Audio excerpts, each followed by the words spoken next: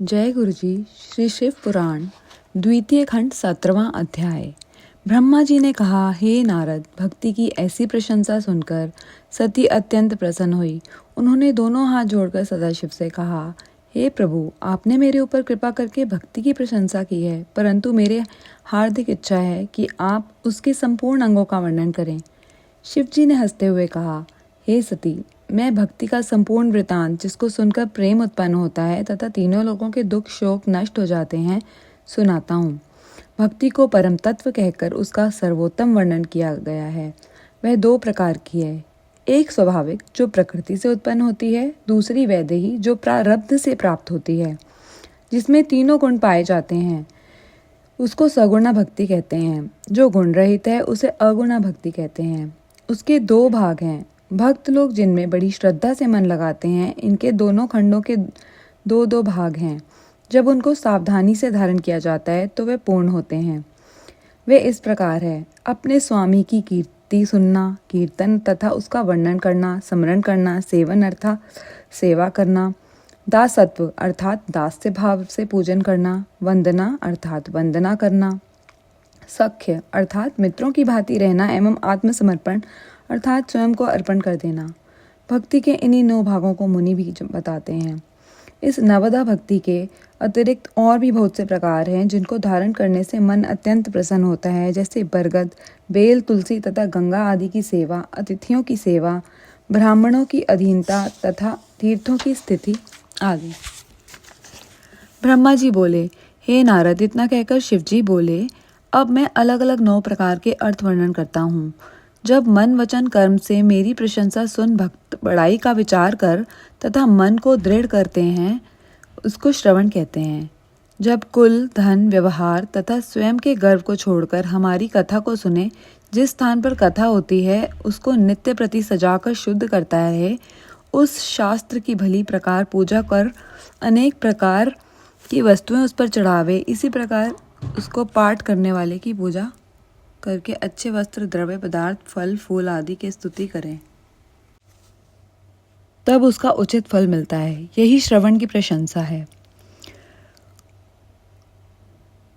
हे नारद, अब मैं तुम्हें कीर्तन के विषय में बताता हूँ। जो अपने मन को निर्लोभ करके मेरे जन्म कर्म तथा गुण को देखे, उनका उच्च स्वर से पाठ या गान करे, उसको कीर्तन कहते हैं।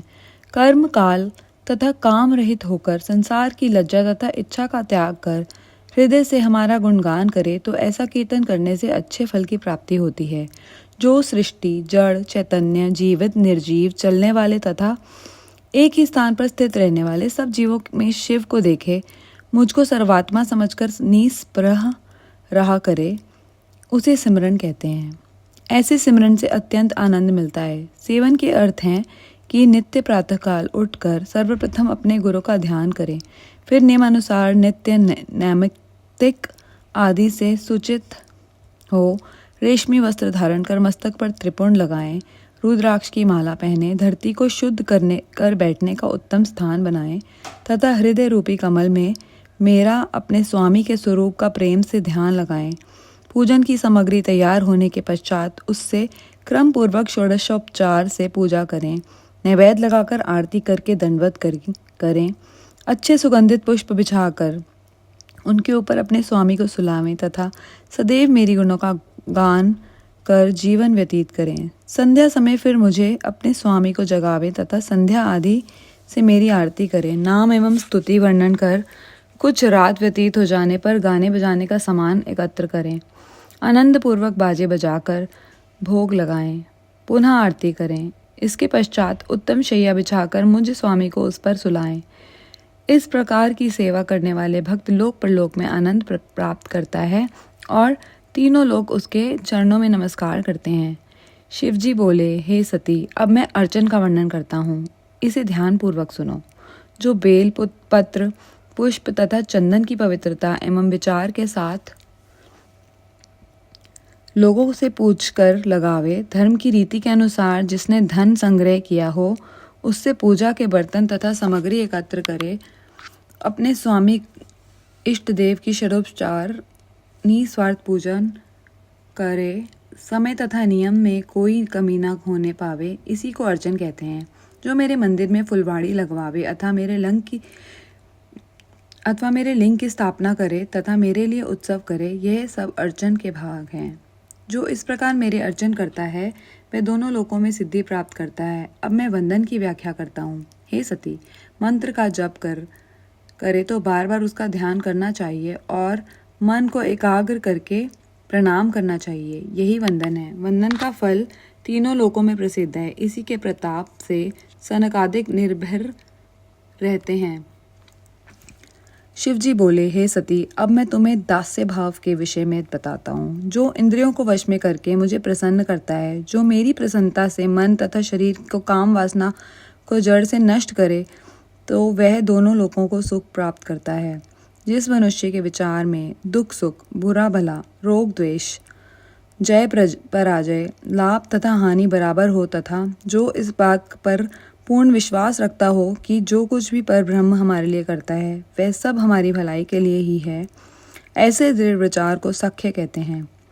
ऐसे मनुष्य की तीनों लोकों में कोई वस्तु दुर्लभ नहीं है। जो मनुष्य अपनी देह, सेवक, पशु, धन तथा कोष आदि समस्त वस्तुओं को त्याग कर तथा उनका मोह दूर कर मेरे लिए संकल्प कर दे और उनके लिए फिर कोई प्रयत्न न करे, उनकी प्रीति तथा ध्यान न करे, उसे आत्मसमर्पण कहते हैं।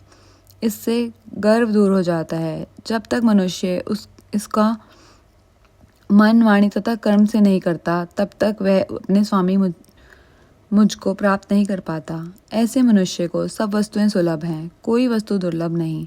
मैं सदैव रात दिन उसकी रक्षा करता हूँ तथा उसके निकट ही निवास करता हूँ। भक्ति के केवल यही 9 अंग हैं। शिवजी ने कहा, हे सती, अब मैं भक्ति के उपांग का वर्णन करता हूँ। उपांग 10 हैं। उनमें से प्रत्येक दुख को नष्ट करने वाला है। इसलिए बट तथा पीपल की सदैव पूजा करनी चाहिए और उनका जल से सिंचन करना चाहिए। उनका अनादर करना मेरा अपमान करना है। उनकी परिक्रमा दाईं ओर से करनी चाहिए। इन दोनों वृक्षों की सेवा से ही निर्भय परमपद प्राप्त होता है।